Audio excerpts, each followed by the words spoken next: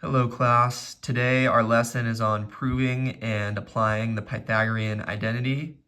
The subject is in high school math, particularly trigonometry or algebra 2 in grades 8 through 12.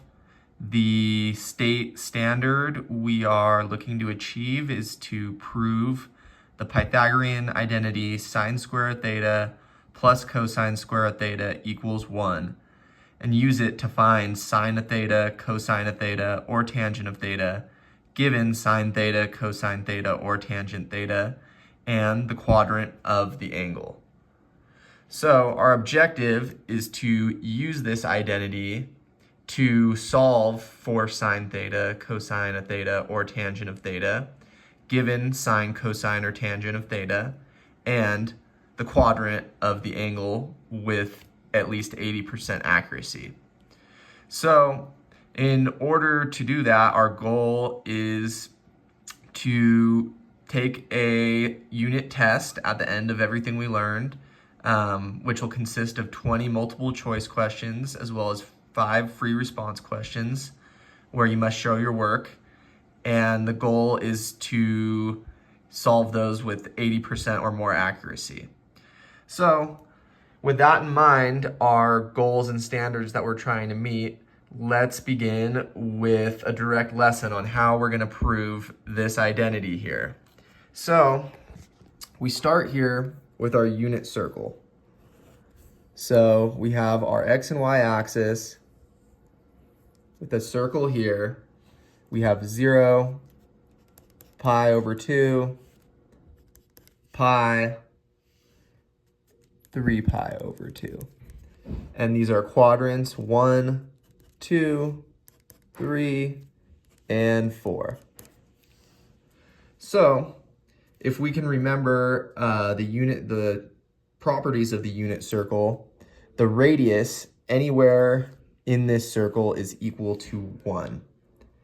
And if we remember the equation for a circle, we have x squared plus y squared is equal to radius squared. So, knowing that we have the radius is 1 at any point in this unit circle, we'll draw it here in quadrant 1, and that's a radius of 1. So from here, we can make this into a right triangle. We know from what we learned in previous lessons that our x-coordinate is cosine and our y-coordinate is sine. So this point right here, we can identify as, and I'm going to color code this, cosine theta in red and sine of theta in blue. So we have our sine of theta here,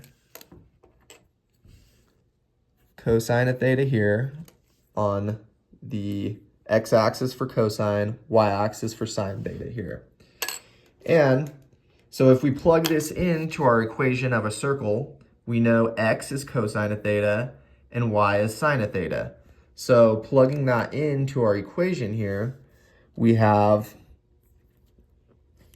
cosine squared of theta plus sine squared of theta is equal to our radius square. So we know on the unit circle that our radius is always 1, and 1 squared is equal to 1. So our cosine squared of theta plus sine of theta, sine squared of theta, is equal to 1, which brings us back to our Pythagorean identity here. So we can also prove this using this right triangle here and the Pythagorean theorem that we learned of a squared plus b squared equals c squared. We have our cosine is a, sine is b, and our radius, 1, is equal to c, which also brings us back to our Pythagorean identity. Cosine squared theta plus sine squared theta is equal to our radius squared, or our hypotenuse squared, which is 1. So this proves our identity here. As we know, for different points in the unit circle, our measurements, our x and y values are going to have different signs, positive or negative. So now I want to use this as an opportunity to provide you all with a mnemonic device to help you remember the sign of these different values and functions. So we know that cosine is x. So for a positive x value, we have anything to the right of this vertical axis here. So we know cosine is positive to the right of the vertical axis. We know our y, or sine of theta, is positive anywhere above here. We know everything is positive in this first quadrant here. We know cosine's positive here.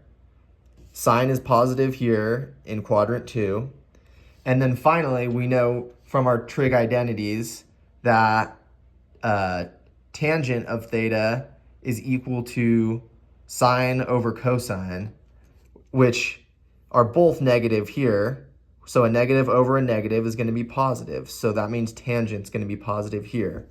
Building on this, we have our quadrants here, and we have a little mnemonic for all students take calculus. So this provides that all of our trig functions are going to be positive in quadrant 1 here. We have sine is going to be positive in quadrant 2. We have tangent is going to be positive in quadrant 3. And cosine will be positive in quadrant 4. And this will be helpful for solving for our trig functions and knowing and remembering the sign of our answers here. So since now we have an idea of how to prove our Pythagorean identity, let's go over or try an example. So I'm going to open our Kahoot game here. Start 7.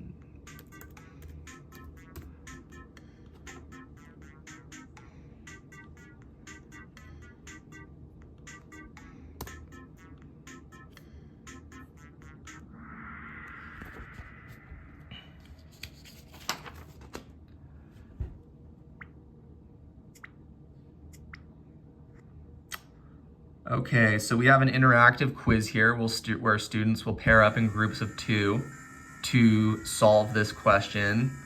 Obviously, this is a simulation, so our students are not here, but we have the question: what is cosine of theta given sine of theta is equal to -1/2 and 0 is less than theta, which is less than pi over 2, or negative pi over 2. So we're going to go ahead and solve to give an example of how to do this problem. So we're looking for cosine of theta given sine of theta is equal to -1/2 and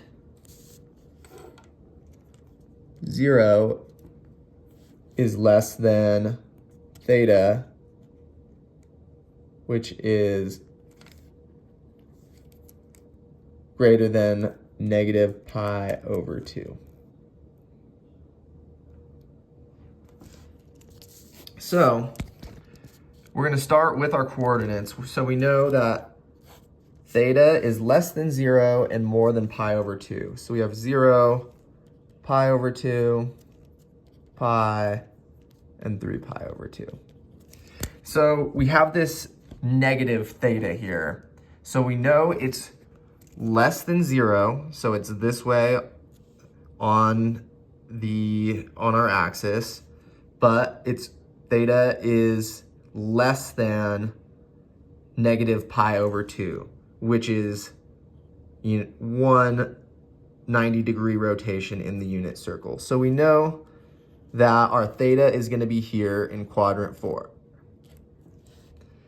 And given our trig identity that sine squared of theta plus cosine squared of theta is equal to 1, and we're given that sine of theta is equal to negative 1/2, we can plug that in and solve. So we know sine of theta is negative 1/2 squared plus cosine squared of theta is equal to 1. So we can solve for this negative 1/2 squared. So we know negative 1/2 times negative 1/2 is positive 1/4 plus cosine squared theta is equal to 1. So we were looking for this cosine of theta here. That's our whole goal. So we're going to want to isolate that. We can bring this, we can minus 1/4 here, minus 1/4. So we get cosine squared theta is equal to 3/4, 3/4. Now we can simplify this further by taking the square root of this cosine squared of theta and taking the square root of 3/4 to get rid of this and make this cosine of theta is equal to square root of 3 over square root of 4. And we can simplify this. Rad 3 doesn't simplify, but rad 4 does. So square root of 4 is 2. So we have rad 3 over 2. And going back to prove the sine, so we know this, we're looking for cosine of theta, and it's in in quadrant 4. We know all students take calculus. So our C for our positive cosine is here in quadrant 4. So we know that this is our answer here, and we have the correct sign of radical 3 over 2 equals cosine of theta.